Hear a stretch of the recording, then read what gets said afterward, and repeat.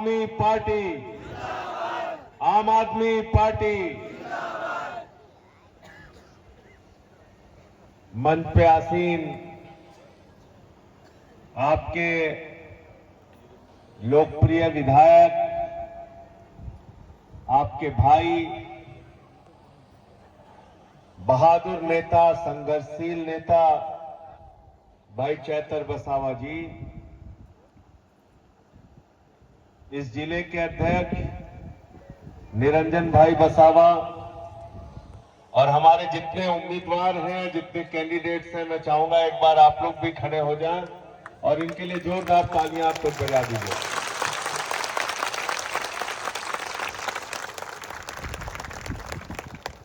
साथियों और दोस्तों, आम आदमी पार्टी जब हम लोगों ने 2013 में बनाई थी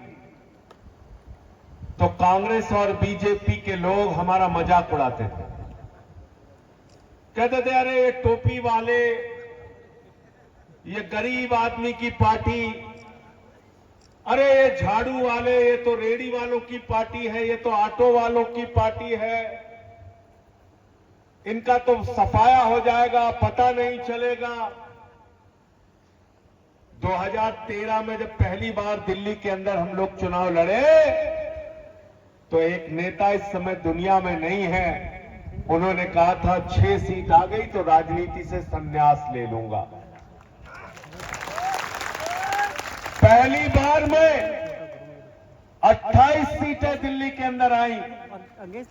दूसरी बार में लोकसभा का चुनाव लड़े हम, 4 सीट आई।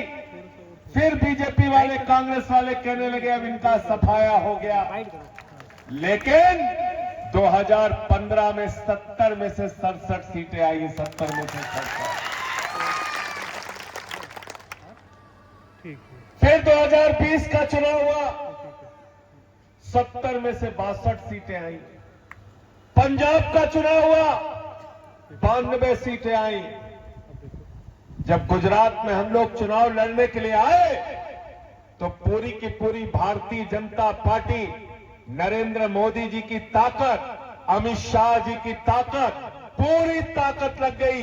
एक भी सीट नहीं आनी चाहिए, एक भी सीट नहीं आनी चाहिए। 5 विधानसभा की सीटें आई, 5 विधानसभा और 14% वोट मिला।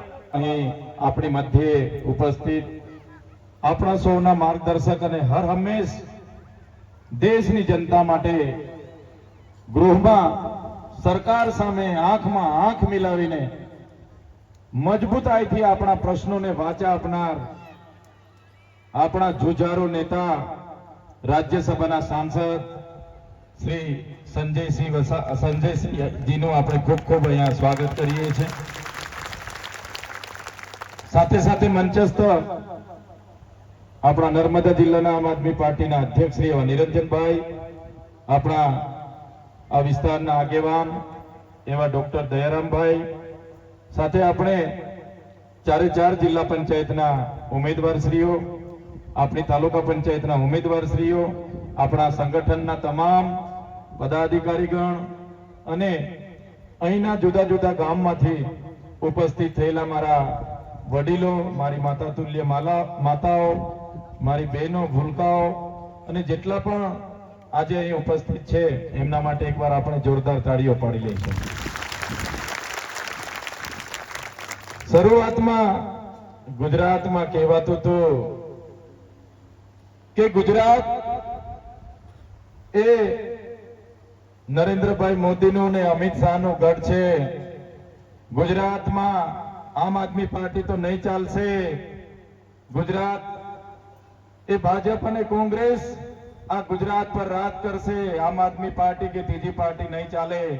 પણ મને કહેતા ગર્વ થાય છે કે તમારો બધાના સહકારથી, તમારા બધાના આશીર્વાદથી આજે આમ આદમી પાર્ટી ગુજરાતમાં દોડી રહી છે।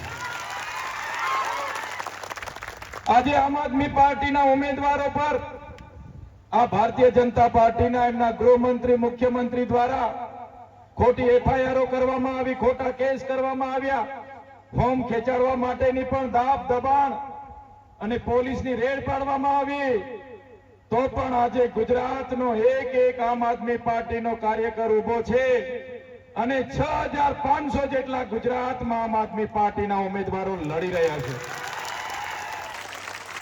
સાથીઓ, જે પ્રકારનો માહોલ ડેડિયાપાડા, સાગબારા અને ચિકદામાં છે, એ જ પ્રકારનો માહોલ ગુજરાતના તમામ જિલ્લાઓમાં છે. એ જ બતાવે છે કે આવનારા દિવસોમાં પરિવર્તન આવશે ને આવશે. જ્યારે દિલ્હીની ચૂંટણી હતી આજેથી 1 વર્ષ પહેલા, અને દિલ્હીમાં આ લોકોએ જે ખોટો કેસ કર્યો હતો માન્ય કેજરીવાલજી પર, માન્ય સંજયસિંહ, માન્ય સત્યેન્દ્ર જૈન, માન્ય મનીષ સિસોદિયાજી જેવા આપણા 6 મોટા નેતાઓને જેલમાં મોકલી દેવામાં આવ્યા. એક મુખ્યમંત્રી તરીકે પણ માન્ય કેજરીવાલજીને 6 મહિનાથી પણ વધારે જેલમાં રાખવામાં આવ્યા. એનું જ્યારે કોર્ટનું જજમેન્ટ આવ્યું ત્યારે કોર્ટે કીધું કે સીબીઆઈ, ઈડી અને પોલીસ પર એવા કોઈ પુરાવા નથી, 1 રૂપિયાની પણ રિકવરી થતી નથી, અને આમ આદમી પાર્ટીના કેજરીવાલજી સહિતના તમામ નેતાઓ નિર્દોષ છે. એ પુરવાર કરે છે કે આમ આદમી પાર્ટી ઈમાનદાર લોકોની પાર્ટી છે અને દેશની જનતા માટે લડનારી પાર્ટી છે. ભારતીય જનતા પાર્ટીમાં તમે જોઈ લો, એમના સાંસદના દીકરીની ટિકિટ માટે ઝઘડા થાય, એમના ધારાસભ્ય એમના ઘરમાં ટિકિટ અપાવવા માટે ઝઘડા કરે, એમના ઘરેથી તાલુકા પ્રમુખ બને, જિલ્લા પ્રમુખ બને. જ્યારે આમ આદમી પાર્ટીમાં તમારામાંથી તમે બતાવેલા લોકોને ટિકિટો મળે, આપ લોકોને ટિકિટો મળે, આમ જનતાને ટિકિટ મળે, સામાન્ય જનતાને ટિકિટ મળે, ત્યારે હું કહેવા માંગુ છું, આમ આદમી પાર્ટી એ તમારી પાર્ટી છે, એ પાર્ટી તમારી છે ને તમારે જીતવાની છે. જ્યારે કેજરીવાલજી સાહેબ દિલ્હીમાં એમની કુનીતિથી થોડા મતથી હારી ગયા, ત્યારે ગુજરાતમાં એવા પ્રચારો ચાલુ કરી દીધા લોકોએ કે આમ આદમી પાર્ટી દિલ્હીમાં હારી ગઈ, આમ આદમી પાર્ટીના નેતાઓ જેલમાં જતા રહ્યા, ચૈતર વસાવા જેલમાં જતા રહ્યા, એમનું પૂરું થઈ ગયું, હવે આમ આદમી પાર્ટી નહીં ચાલે, આમ આદમી પાર્ટી ખતમ. ત્યારે નેતાઓને આપની 5 પીપરી ધરતીના पावन भूमि पर कहवा मांगू छो, तुमको क्या लगता था नहीं लौटेंगे, तुमको क्या लगता था नहीं लौटेंगे, गलत. जब तक तोड़ेंगे नहीं तब तक छोड़ेंगे नहीं. हमको क्या अंडू पंडू झंडू समझ के रखा है क्या? ये आम आदमी पार्टी वाले हैं, आम आदमी पार्टी वाले कभी झुकेंगे नहीं, लोगों के लिए लड़ेंगे. प्यारे साथियों, મજબૂત કાચનો ગ્લાસ મારી દીધો, વજનદાર કાચનો ગ્લાસ માથામાં માર્યો એમ કરીને ખોટો કેસ ઉભો કર્યો આ લોકો. તમે પણ જોયું હશે, પકડીને જેલમાં નાખી દીધો. ત્યારે તમે વિચાર કરો, મારા વડીલો બેઠા છે, માતાઓ બેઠી છે, મારા યુવાન સાથીઓ બેઠા છે. મજબૂત કાચનો ગ્લાસ, વજનદાર કાચનો ગ્લાસ, ચૈતરભાઈ કોઈને માથામાં મારે તો એ માણસ ટાટા બાય બાય થઈ જાય કે ના થઈ જાય? જતો રહે ને સીધો. પણ વગર ગુને, વગર ઘટનાએ ખોટી એફઆઈઆર કરી અને મને 1 અઠવાડિયું નહીં, 1 મહિનો નહીં, 80 દિવસ સુધી જેલમાં રાખ્યો. ડરાવવાનું કામ કર્યું, ધમકાવવાનું કામ કર્યું, હેરાન કર્યો, પરેશાન કર્યો, અને કહેવામાં આવતું કે તમે કેમ આદિવાસીઓ માટે લડો છો, કેમ સરકાર સામે આંદોલન કરો છો, તમે આ પ્રકારની રાજનીતિ કરશો, તમારી કારકિર્દી ખતમ કરી દઈશું, તમને જેલમાં રાખીશું, તમારા પરિવારને જેલમાં રાખીશું, તમે ભાજપમાં જોડાઈ જાઓ. ભલભલી ડરાવવામાં આવી.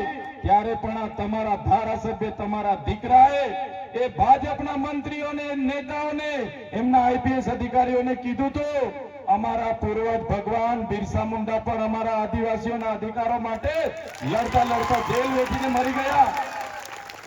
આદિવાસીઓના અધિકારો માટે જેલમાં શહીદ થયા. આ ચૈતર વસાવા પણ આદિવાસીઓ માટે છેલ્લા શ્વાસ સુધી લડશે. તમારી જેલોથી ડરવા વાળા લોકો નથી અમે, તમારી જેલોથી ડરવા વાળા લોકો નથી, અમે લડવા વાળા લોકો છે. આમ આદમી પાર્ટી એ આંદોલનમાંથી ઊભી થયેલી પાર્ટી છે. આમ આદમી પાર્ટીનો એક કાર્યકર દેશની સેવા માટે રાજનીતિમાં આવ્યો છે, જનતાની સેવા માટે રાજનીતિમાં આવ્યો છે. આજે પણ 9 મહિના જેટલો સમય થશે ડેડિયાપાડામાં મને પ્રવેશબંધી ફરમાવવામાં આવી છે. ડેડિયાપાડામાં જવા દેવામાં નથી આવતા.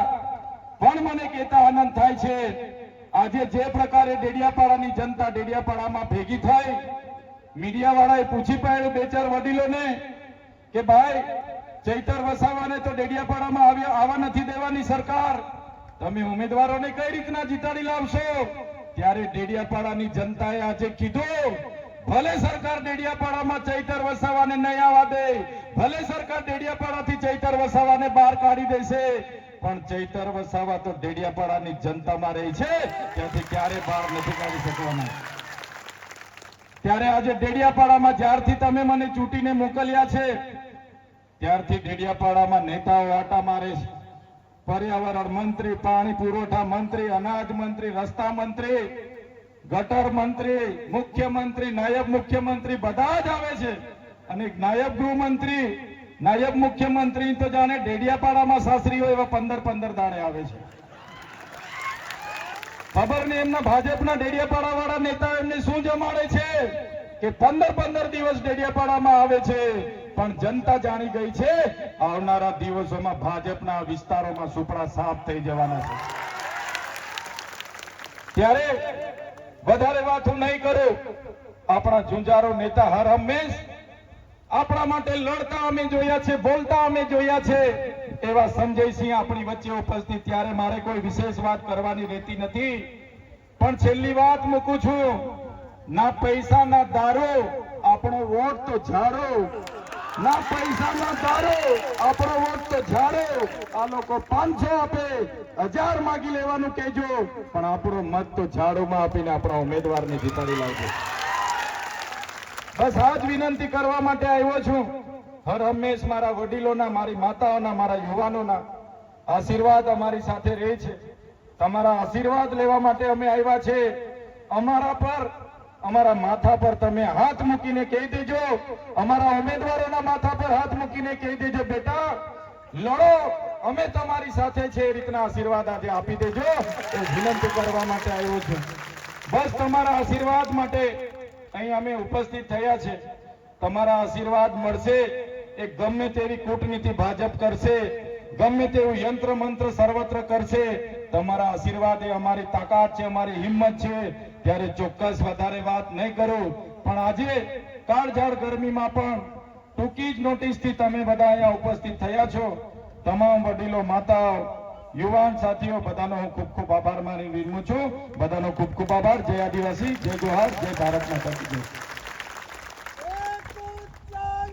ચેતરભાઈ ચાલે, ચેતરભાઈ ચાલે.